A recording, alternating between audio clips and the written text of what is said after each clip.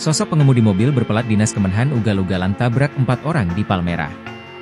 Kementerian Pertahanan mengungkap sosok pengemudi mobil dinas Kemhan tabrak lari di kawasan Palmerah, Jakarta Barat pada Senin 20 Januari dini hari.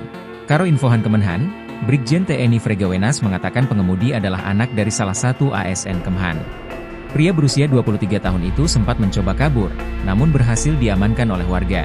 Tim Kemhan melakukan penyelidikan internal untuk mengetahui penyebab kecelakaan tersebut.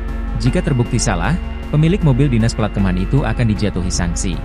Diketahui, MSK ugal-ugalan di kawasan Palmerah hingga menabrak sejumlah kendaraan dan melukai 5 orang. Pengemudi mobil yang sempat kabur berhasil diamankan hingga sempat diamuk oleh massa. Mobil berplat dinas Kementerian Pertahanan, Kemhan, kabur seusai menabrak pejalan kaki dan pengguna jalan lainnya. Diketahui, mobil Toyota Innova itu dikemudikan secara ugal-ugalan. Pihak Kemhan telah mendampingi para korban kecelakaan yang saat ini mendapat perawatan di rumah sakit.